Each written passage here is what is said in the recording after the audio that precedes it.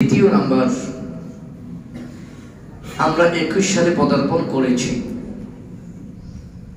এমনও হতে পারে এই 21 সাল আমাদের কারো মাঝ থেকে জীবনের জন্য শেষ 21 সাল হয়ে যেতে পারে।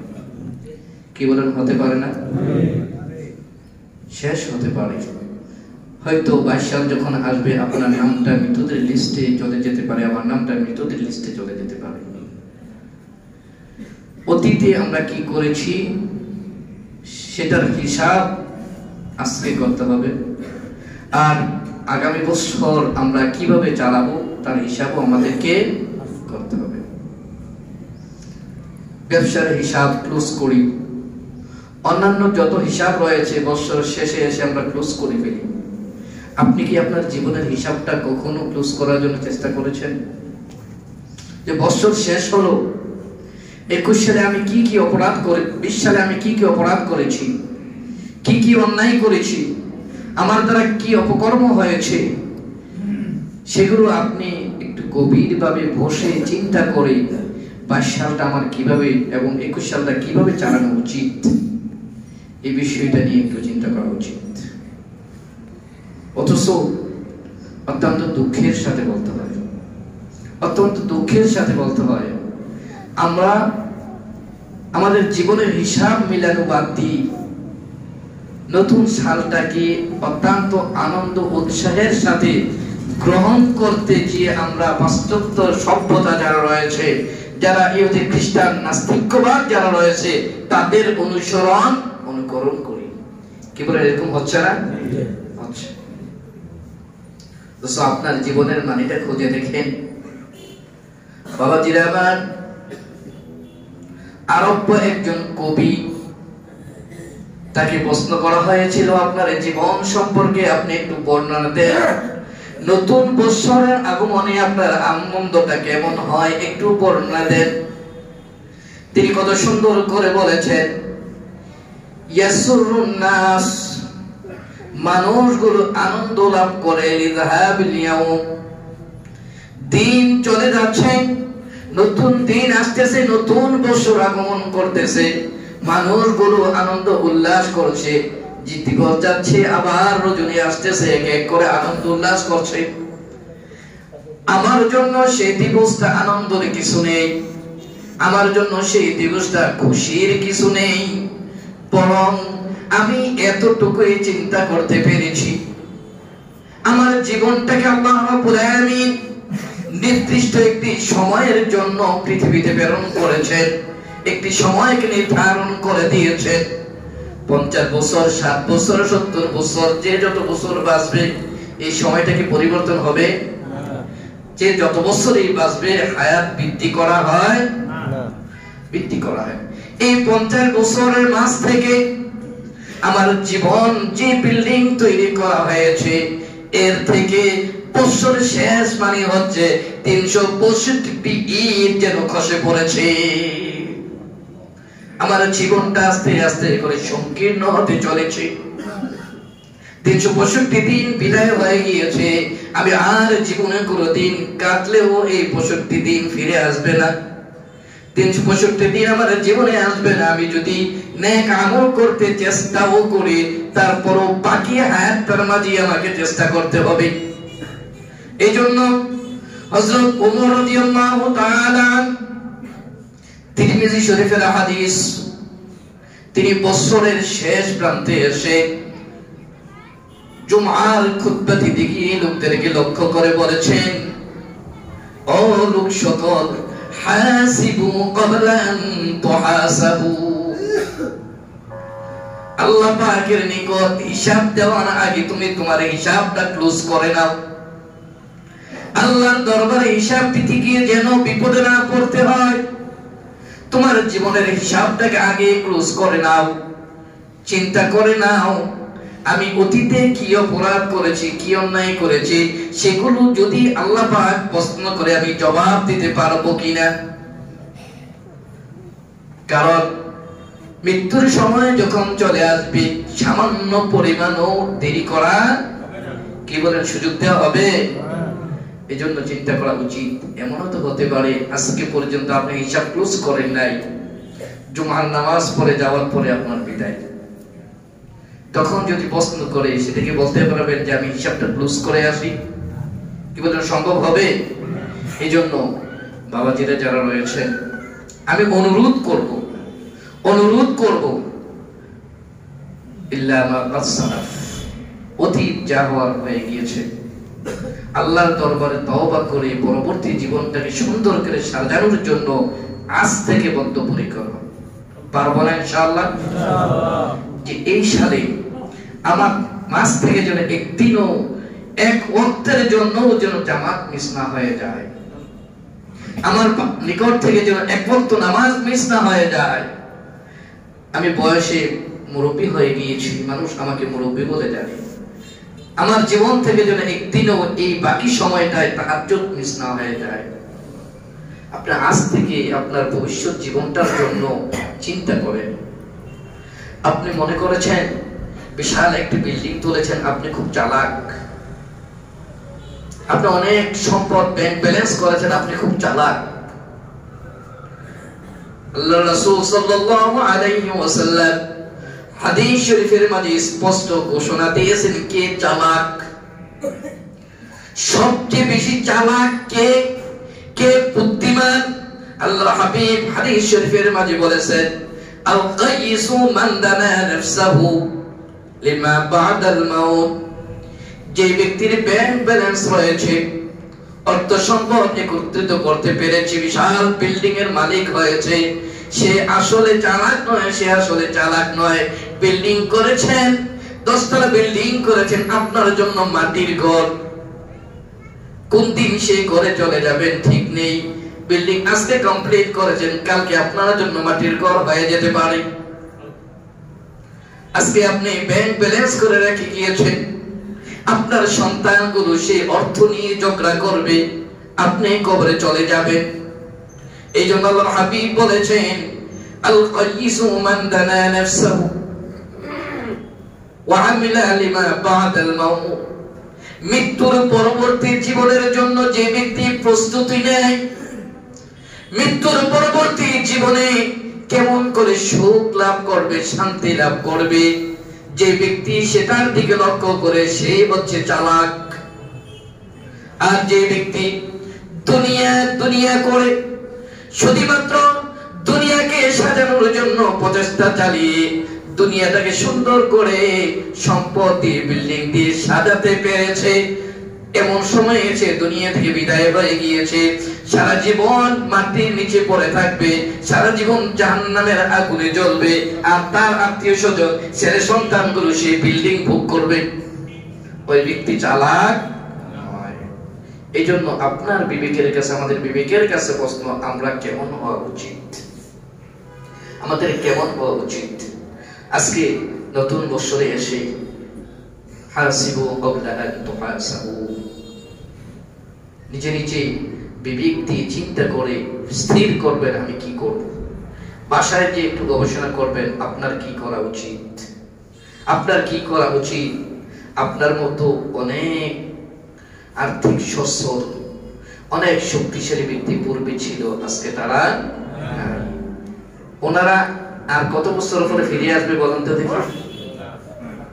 কি বলেন, ফিরে আসবে? তাহলে কত বছর ওনারা সেখানে থাকবেন, আপনি 10 বছর 20 বছর 15 বছর 50 বছরের জন্য এত কষ্ট করছেন, নামাজের সময় হলে হারি, ব্যবসার জন্য, টাকার ইনকামের জন্য সারাদিন এই ধান্দায় থাকেন। এতটুকু বিবেকে রাখবেন, আপনি যত টাকা ইনকাম করবেন আপনার তাকদীরে যা আছে সেটা করবেন।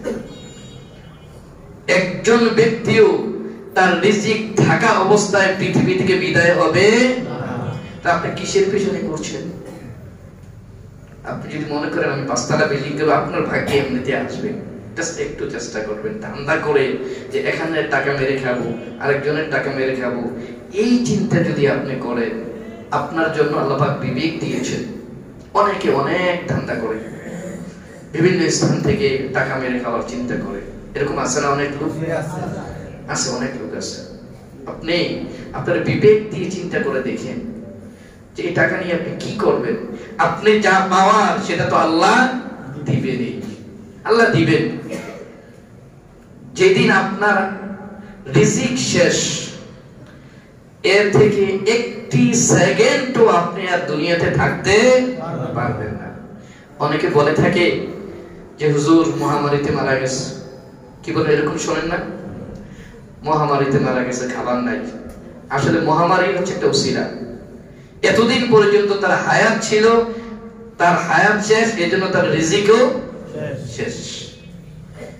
আপনি দেখবেন যৌবন কালে অনেকে মুরগি 2-3টা খাইতো, 1 কেজি 1.5 কেজি গরুর গোশ খাইছে। এখন সে অনেক বড়লোক হয়েছে, 20 তলা বিল্ডিং এর মালিক।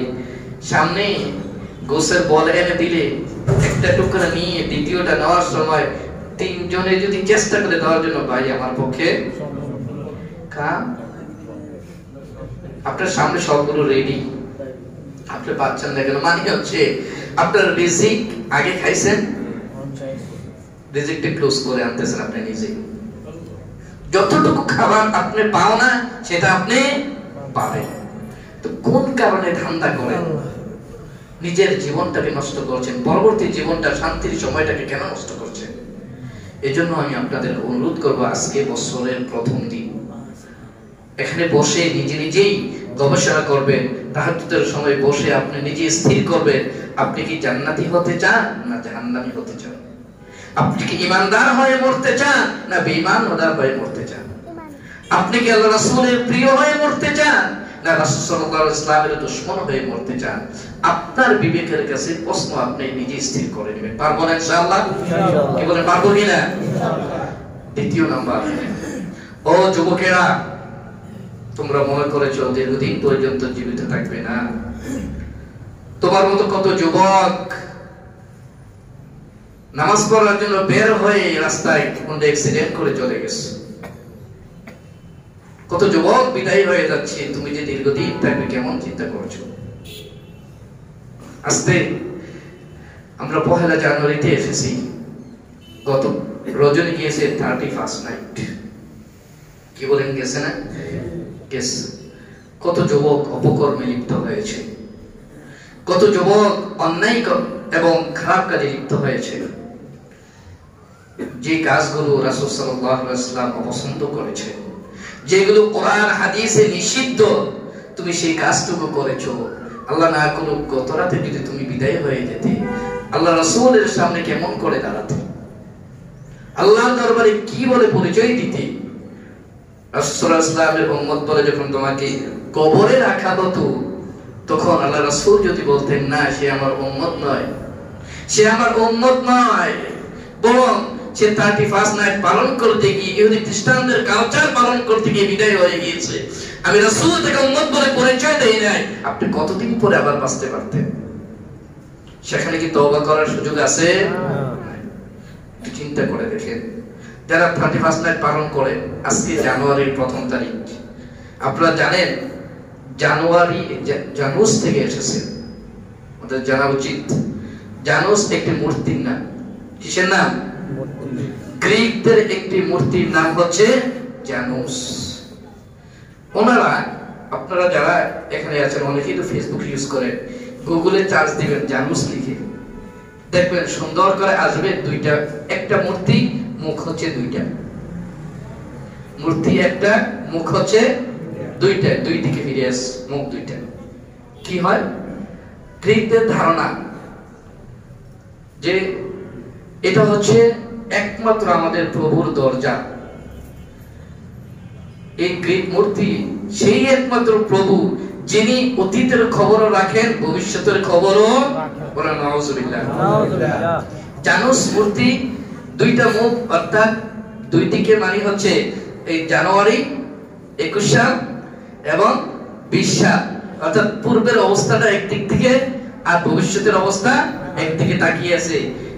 উনি এমন একটা দেবতা, এটা যে কেউ তার কাছে যে অতীত এবং পরবর্তী জীবন কোনটার জন্য বিপদে পড়তে হয় না। ওনারা এই বিশ্বাস করে যে এটাই একমাত্র কল্যাণ দিতে পারে।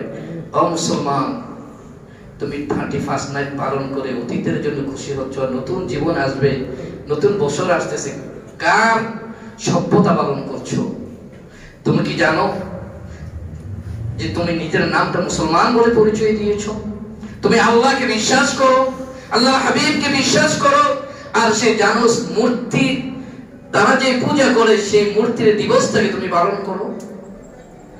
আজ থেকে তওবা করা উচিত, আজ থেকে তওবা করা উচিত। আমরা আর কখনো যে 31st নাইট পালন করব না। পারবো কিনা? ইনশাআল্লাহ। সকলে হাত থেকে আল্লাহকে সাক্ষী রেখে বলে আর জীবনে অপকর্ম করব না। পারবো ইনশাআল্লাহ। আল্লাহ পাক আমাদেরকে কবুল করুক বলে আমিন। এগুলি মূর্তির পূজা আমরা কেন করব? মূর্তি যারা বানায় তাদেরকেও শক্তি দেয় কে? আল্লাহ। আর যদি বলেন কে? আল্লাহ। আমরা যারা মূর্তি থেকে বেঁচে থাকবো আমাদেরকেও শক্তি দিবেন কে? আল্লাহ। সব কিছুর ক্ষমতাধর একমাত্র আল্লাহ। আপনি বহু রাজা বাদশা হয়েছেন, আপনাকে সেই রাজা বাদশা থেকে টেনে নিচে নামানোর ক্ষমতা কার? আল্লাহ। আল্লাহ পাক।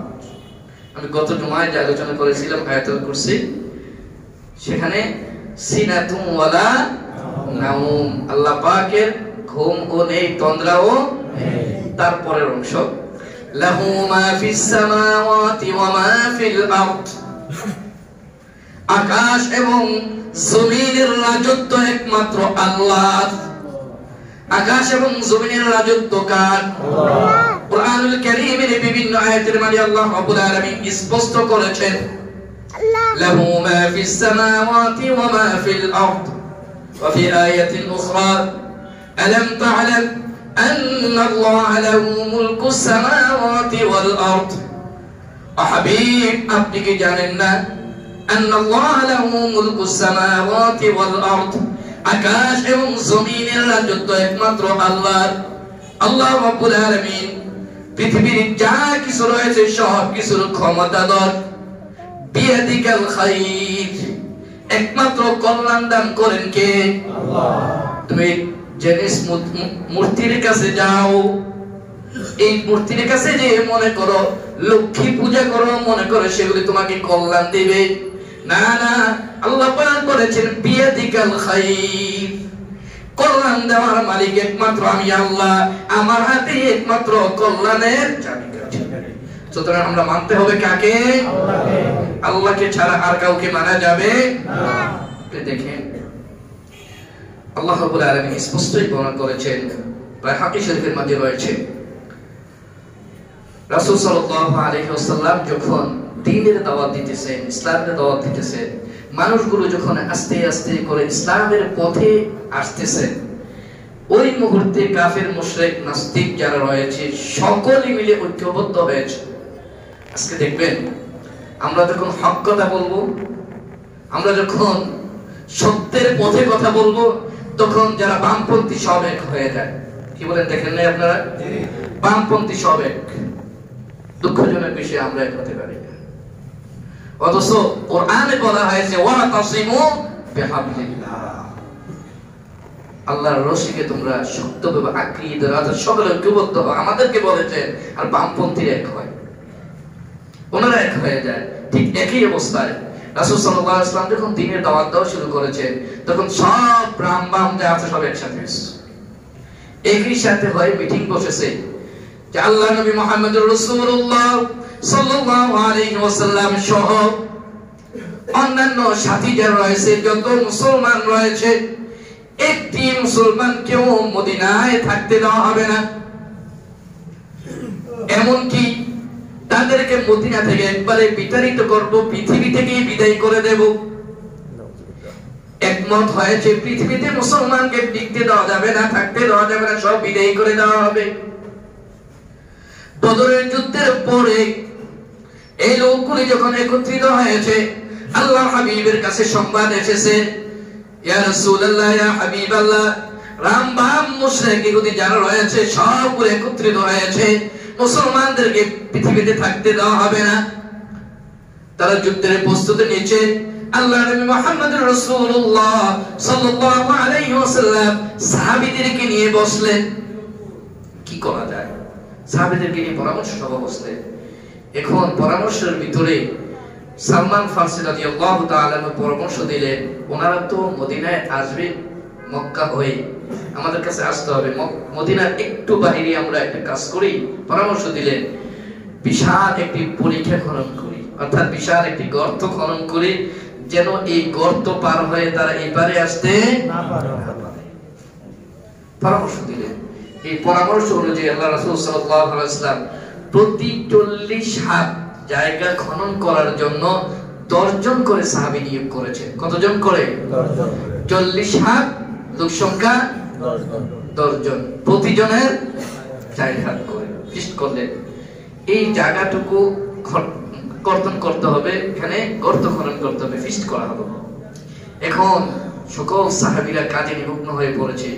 রাসূল সাল্লাল্লাহু আলাইহি ওয়াসাল্লাম নিজেও মাটি খনন করতেছে। সুবহানাল্লাহ, আল্লাহর হাবিব নিজেও মাটি খনন করতেছে। দীর্ঘ সময় পরে হঠাৎ করে কিছু সংখ্যক সাহাবী মাটি খনন করতে গিয়ে দেখলেন বড় একটি পাথর। সকলে মিলে চেষ্টা করলেন পাথরটাকে দূর করার জন্য। অনেক চেষ্টার পরে ওই পাথরটাকে সেখান থেকে দূরে সরাতে পারলেন না।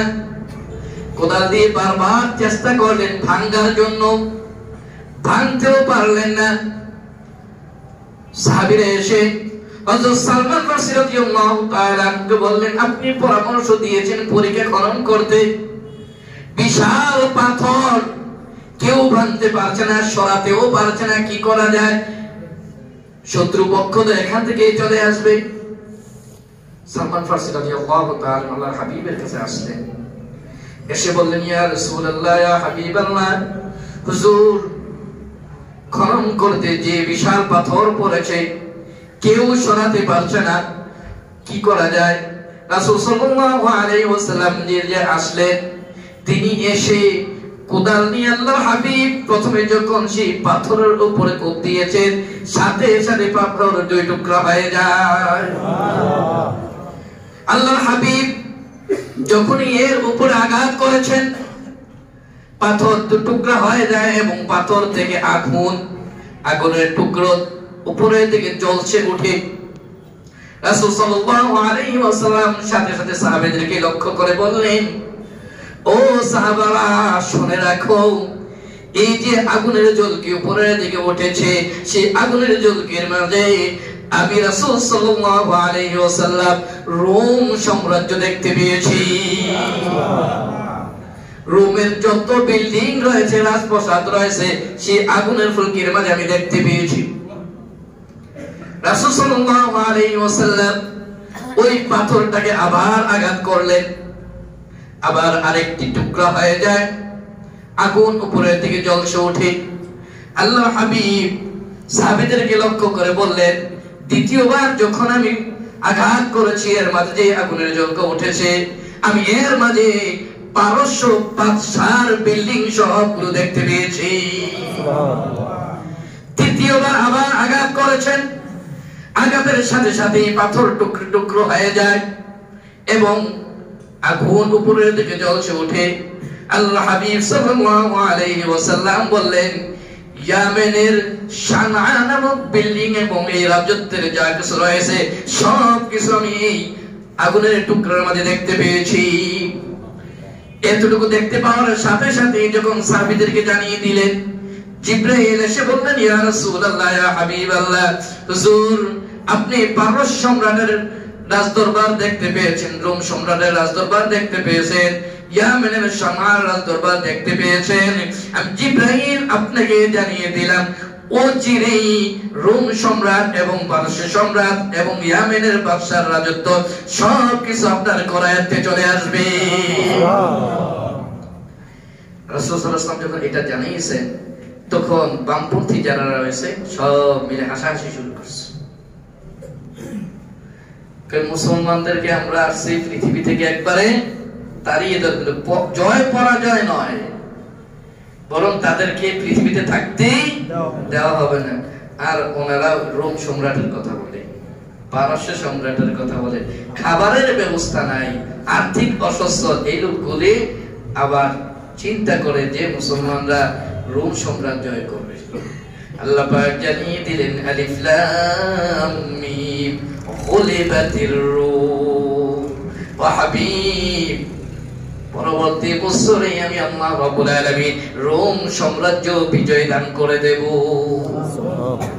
তারা এতটুকু বলতে দেরি হয়েছে, হাসাহাসি যখন করা শুরু করেছে আল্লাহ রাব্বুল আলামিন কুরআনুল কারীমের আয়াত নাযিল করে জানিয়ে দিলেন কুলিল্লাহুম্মা মালিকাল মুলকি তু'তিল মুলকা মান তাশা ওয়া তু'ইজ্জু মান তাশা ওয়া তুযিল্লু মান তাশা বিয়াদিকাল খায়র। ওয়া হাবিব আপনি লোকদেরকে জানিয়ে দেন কুলিল্লাহুম্মা মালিকাল মুলক, সকল রাজ্যের রাজাদিরাজ একমাত্র আল্লাহ। কে? আল্লাহ। তুতিল মুলকা মান তাশা, আল্লাহ পাক যাকে ইচ্ছা তাকে ক্ষমতা দেন আর যার থেকে ইচ্ছা ক্ষমতা। সুতরাং ক্ষমতা যারা পেয়েছেন মনে রাখবেন এই ক্ষমতা এসেছে কার পক্ষ থেকে? ইসলামের বিরুদ্ধে, কোরআনের বিরুদ্ধে, আল্লাহ হাবিবের বিরুদ্ধে কোন কথা বলবেন, ক্ষমতা বেশি দিন টিকবে, কারণ এটা আপনার পক্ষ থেকে না, ক্ষমতা এসেছে আল্লাহ। খুব সাবধান, মুসলমানরা কোন কথা বললেই বামপন্থীদের পথ অবলম্বন করেন, তাদের সাথে ঐক্যবদ্ধ হতে চান না, স্থির থাকতে পারবেন না। যেহেতু যিনি ক্ষমতার মালিক তিনি আবার নিতেও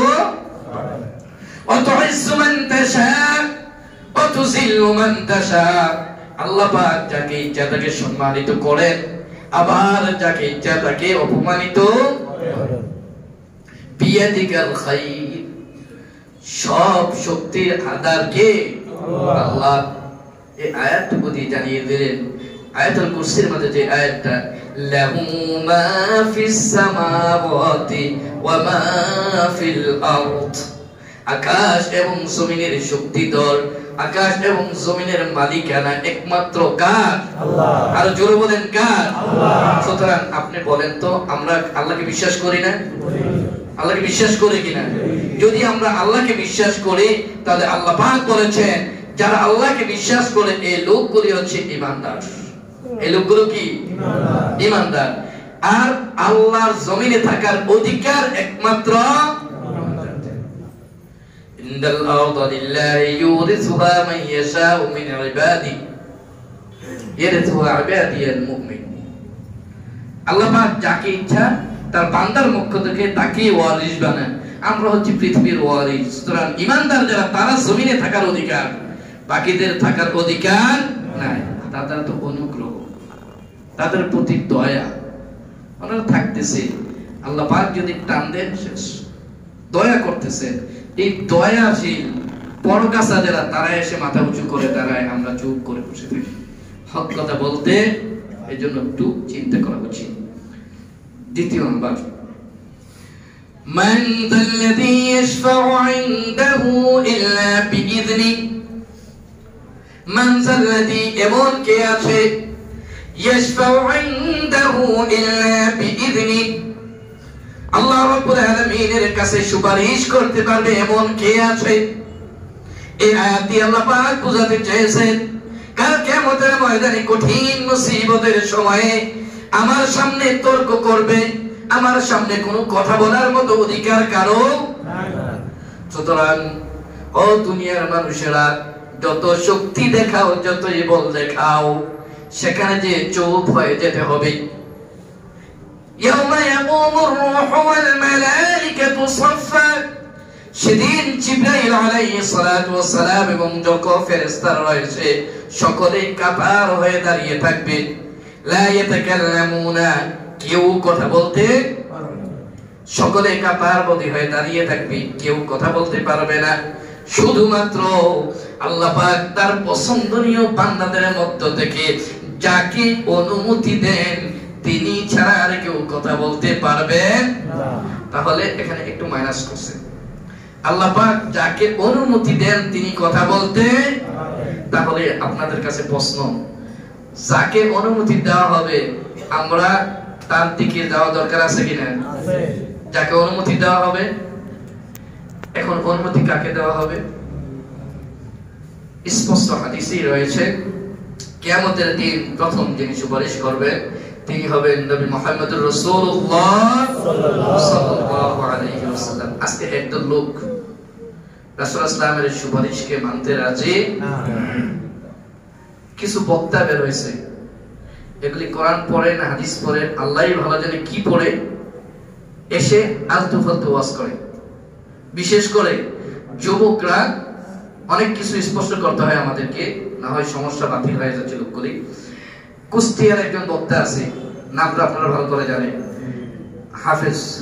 সেও একই কথা বলেছে যে পৃথিবীতে এমন কোন মানুষ নেই, এমন কেউ নেই, এমন কোন নবী রাসূল থেকে শুরু করে কেউ আল্লাহর দরবারে সুপারিশ করতে পারবে, বলেন না আল্লাহর দরবারে কেউ সুপারিশ করতে পারবে না। এটাকে আমরা বিশ্বাস করি, আর জোরে বলেন বিশ্বাস করি। কোরআন পড়লেই হবে না। যদি কোরআন পড়লেই আপনি অনেক কিছু বুঝে ফেলেন মনে করে, তাহলে ভুল হবে। এর ব্যাখ্যা রয়েছে। এই লোকগুলো সুন্দর করে, আমি নিজে ওয়াজ শুনে বলছি, বলছে কি, যদি কেউ একবার জীবনে কবিরা গুনাহ করে, একবার জীবনে কবিরা গুনাহ করে, ওই ব্যক্তি স্থায়ীভাবে জাহান্নামী, বলেন নাউজুবিল্লাহ।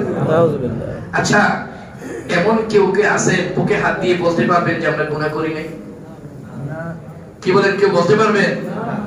দ্বিতীয় প্রশ্ন, এমন কেউ কে আছেন যে বলতে পারবেন আমি কবিরা গুনাহ করেছি, অন্যায় করেছি, কিন্তু আমি আল্লাহর কাছে তওবা করার কারণে আমার গুনাহ মাফ হয়ে গেছে? কি বলেন, এগুলো দেখে বলতে পারবেন যে আমি আজকে তাহাজ্জুদ পড়ার কারণে আমার গুনাহ শেষ, সুতরাং নতুন করে আবার স্টার্ট, এরকম বলা যাবে? এটা যদি বলতে না পারে, তাহলে হুজুর কিভাবে ওয়াজ করলেন যে একবার কবিরা গুনাহ করলে চিরস্থায়ীভাবে জাহান্নামী, তাহলে আল্লাহ আবার তওবার সুযোগটা রাখছে কেন? কি বলেন, তওবার সুযোগ আছে না? তাহলে তো যে একবার ভুলে গুনাহ করে ফেলছে সে তো স্থায়ী নিশ্চিত হয়ে গেছে আমি জাহান্নামী। সুতরাং না বুঝে শুধু ওয়াজ করলেই হবে না। যুবকরা বেশি পাগল, মাঠে লোক জায়গা হয় না, কিন্তু কোরআন হাদিস পড়ে, এমন পড়াই পড়ে মনে করে যে আমি মাইকো ছুটিয়া অনেক কিছু হয়ে গেছি। না, এই চিন্তা করতে হবে না। এই লোকগুলি আবার হজে যে রাসূল সাল্লাল্লাহু আলাইহি ওয়াসাল্লামের রওজার সামনে দেখবেন, সেখানে মা বাইনা রাউদাতি ওয়া মিনবারি মা বাইনা বাইতি ওয়া মিনবারি রাউদাতুম মিন রিয়াদিল জান্নাহ, যেখানে এতটুকু কথা লেখা আছে, পাশেই লেখা রয়েছে যে কাবাইরি শাফাআতি লিআহলিল কাবাইরি মিন উম্মতি, আমার উম্মতের মাঝে যারা কবিরা গুনাহ করে আমি রাসূল সাল্লাল্লাহু আলাইহি ওয়াসাল্লামের সুপারিশ একমাত্র তাদের জন্য, বলেন সুবহানাল্লাহ। সেখানে যে বলে না শিরক, অথচ সারা জীবনের জন্য সেখানে লেখা আছে যারা কবিরা করবে, গুনাহ করবে আল্লাহ রাসূলের উম্মতের মাঝে, তাদের জন্য রাসূল সাল্লাল্লাহু আলাইহি ওয়াসাল্লাম কি করবে? সুপারিশ করবে। সেখানে তো লেখা আছে কবিরা গুনাহকারীদের জন্য, আর উনি ফতোয়া দিচ্ছেন না, কবিরা গুনাহ করলে আর জীবনে কোনোদিন সুপারিশ করার অধিকার নাই, জান্নাতেও যেতে পারবে না বুঝার কারণে। এখন সুপারিশ করা যাবে কিনা এই ব্যাপারে অসংখ্য হাদিস রয়েছে, অসংখ্য হাদিস রয়েছে। আজকে যদি আলোচনা করতে পারি নাই, ইনশাআল্লাহ পরবর্তী জুমায় আল্লাহ রাসূলের সুপারিশ নিয়ে আলোচনা করব। আল্লাহ রাব্বুল আলামিন আমাদেরকে সঠিক আকীদার উপর থেকে নেক আমল করার তৌফিক দান করুক, সকলে বলি আমিন। সাথে সাথে আমি প্রথম বলেছিলাম আমরা কি করব, জান্নাতি হব না জাহান্নামী হব, এই বিষয়ে নিজেরা ঘরে বসে তাহাজ্জুদের সময় স্থির করবেন আমার পরবর্তী জীবনটা আমি কেমন করে চালাবো। আল্লাহ পাক সকলকে সহিহ বুঝ দান করুক, বলে আমিন।